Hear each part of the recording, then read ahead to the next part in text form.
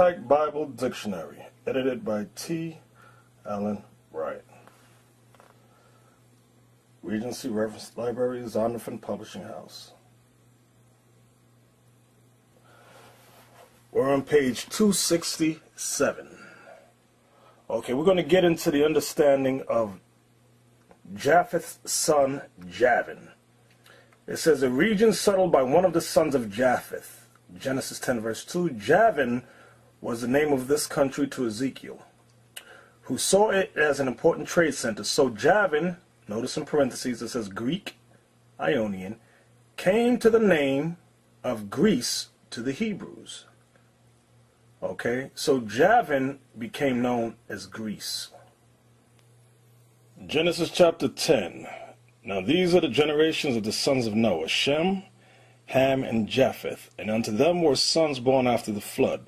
The sons of Japheth, Gomer, and Magog, and Madai, and Javan. That's the one we want to look at, Javan. Japheth's son Javan, who became known as Greece, and Tubal, and Meshach, and Tyrus. And the sons of Gomer, Ashkenaz, and Riphtah, and Togarmah. And the sons of Javan, Elisha, and Tarshish, and Kittim. Kittim is called Rome today.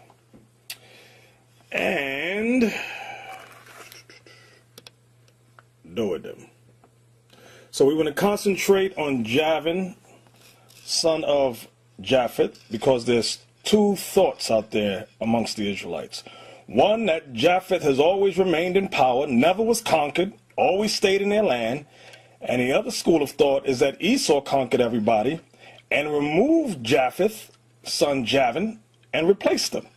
Let's see what happened.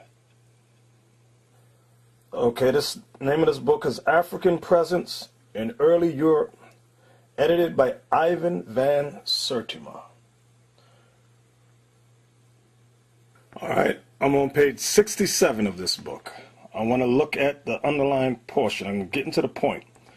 The true home of the Greeks before they won domination in Greece had passed clean out of their remembrance, and they looked to the east, not to the north, as the quarters from which some of their ancestors had migrated. So now, it says the true home of the Greeks before they won dominion in Greece. Wait a minute. The true home of the Greeks before they won dominion in Greece. Meaning somebody was conquered. Had what? Had passed clean out of their remembrance. So the Greeks won dominion over somebody in Greece, and their origin they have forgotten. It passed clean out of their remembrance. Let's pan down. Let's go right here. According to it, Greece had originally been inhabited by primitive tribes. I can't pronounce that word, Pelasgians and others, and had then been settled by Egyptians and Phoenicians, who had built cities and introduced irrigation. So Greece was originally inhabited, Greece had originally been inhabited by primitive tribes, and they're calling them, the people that were there first, Egyptians and Phoenicians. So the Greeks, before they won dominion in Greece, they conquered some primitive tribes they think were Egyptians and Phoenicians. Let's examine that a little more closer. Okay, this is page 90 of the chapter called Blacks in Antiquity, Ethiopians and the Greco-Roman Experience. Let's go over to page 91, shall we? I'm going to start right here. I'm getting to the point on these things because this issue must end. For example, he finds that the word Ethiopian was used by Greeks to refer to the sunburnt or black-faced distinctions between types of Ethiopians, black-faced people, such as Eastern or Western Ethiopians, as well as their various shades of black color. Snowden examines the language of Greece and Rome and finds that it is full of references to the color of black people such as Afar, African, Indus, Indians, Moris, Moor, Milas. These words were used as equivalents for Ethiopian. So when you read Greek history, you can find all these words which make reference to Ethiopians or people with burnt faces, black-faced people. Okay? Hold on now. Here's another book by Frank M. Snowden Jr. called Blacks in Antiquity. We're on page 22, the physical characteristics of Ethiopians are archaeological evidence. Let's get to the point here. I'm going to start at the word hence. Hence, the long history of the Negro in classical art must be examined for the light that it throws on certain physical types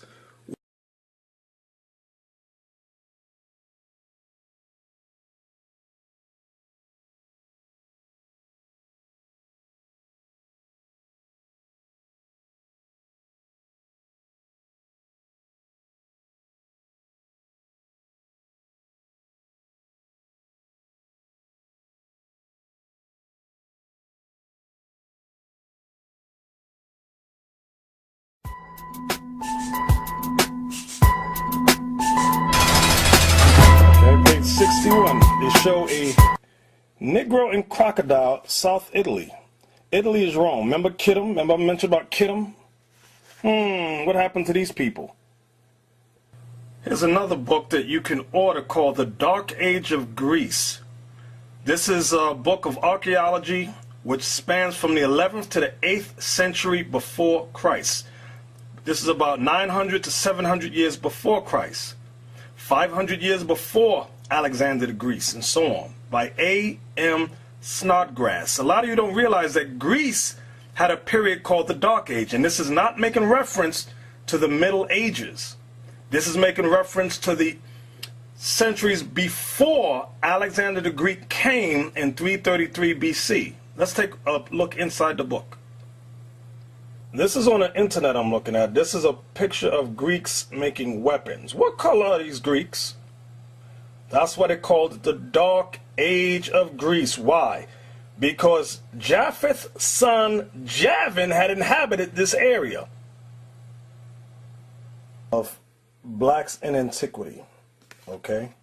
See the picture on the cover? This is the picture we're going to look at. This is showing you that another culture was coming in. Okay, you see this dark skin here and this lighter skin one. Two women, different races, but all in Greece. Okay, this one has moved out. Side and front views of white ground cantharos in shape of janiform, heads of a Negro and a white from Tarkania, 510 years before Christ. Okay, we're back in this book called African Presence in Early Europe. Okay, edited by Ivan van Sertima. I'm going to page 44. Listen close. Recent excavations at Thera, an island to the north of Crete, that's in Greece, has yielded the fragments of many impressive murals that bear witness to the existence of an African or Libyan element. Remember, they use this term African on anybody brown skin. And what I'm showing you is that when Esau came in, all of the brown-skinned Japhites, the sons of Japheth, Javan, the sons of Japheth, they called them African, Libyan, all meaning burnt faces like Ethiopian. Now let's take a look at some of these murals. All right, I'm on page 46. I'm turning it to the side because it's a side view. Let's look at Japheth. Do you see these black people in this building? Let's pull back. What happened to this black people that lived in Greece? Look, people standing here. You got soldiers on the top, black. People rowing the boat. These are Javan's sons. Here's another one. In Greece, These were the original Greeks, black-skinned people.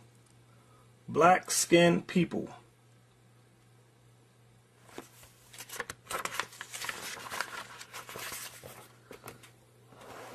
All right, here's another one. Page 51. Okay, look.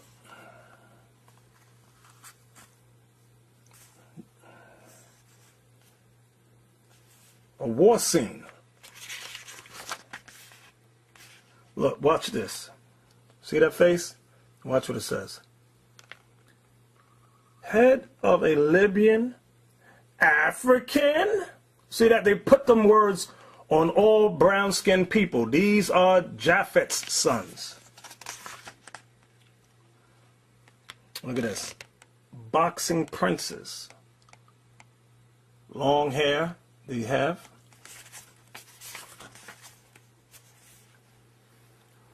Okay, look, Mycene, 1550 BC.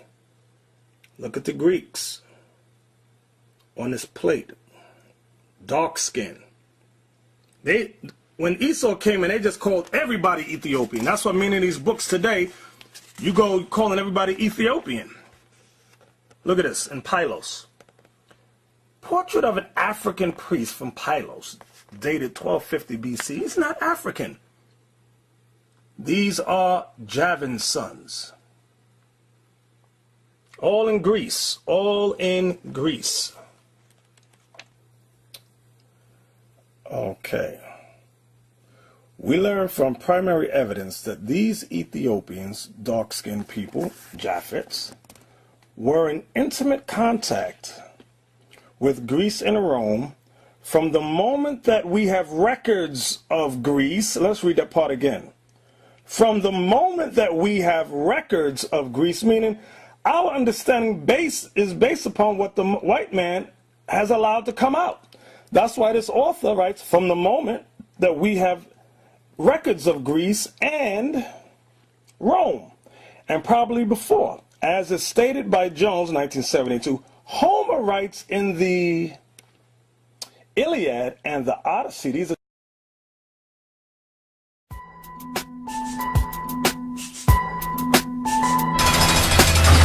it says Haman was a Macedonian. He was not Persian. Now remember, this was the Persian time. They were ruling. So he obviously was not a Mede either. Okay, because the Medes and Persians were working together. But he was a Macedonian. A stranger from the Persian blood. Let's get a little more in depth into that. Let's go down to verse 14. Watch this. They're still talking about Haman. For by these means he thought, finding us destitute of friends, to have translated the kingdom of the Persians to the Macedonians. This is the time when Greeks were rising up trying to take down Persia. So they wanted, Haman's job was to go amongst the Persians and get the kingdom translated from the kingdom of the Persians to the Macedonians. Remember, Alexander the Greek's father was a Macedonian. Okay, so this is wartime, and this is what happens. Watch this. Hold on. I'm still in the Apocrypha. I'm in the Esther chapter 12 and verse 6. We're still dealing with Haman the Macedonian. Esther chapter 12 and verse 6. Howbeit Haman, the son of Amadathus the Agagite, who was in great honor with the king, sought to molest Mordecai and his people because of the two eunuchs of the king. So Haman was the son of Amadathus the Agagite. Anybody ever heard of Agag? Let's find out about his daddy. Decided to go to the regular Esther and a general Bible that doesn't have the Apocrypha in it, in case some of you go, because some of these Israelites like to say, oh, the Apocrypha is not real. You simple as hell. Anyway, Esther chapter 3. After these things did King Ahasuerus promote Haman, the son of Hammedatha, the Agagite. So it says the same thing. Haman, the Macedonian, was an Agagite. Let's find out who Agag was. Hold on. 1 Samuel chapter 15. Let's start at verse 5, please.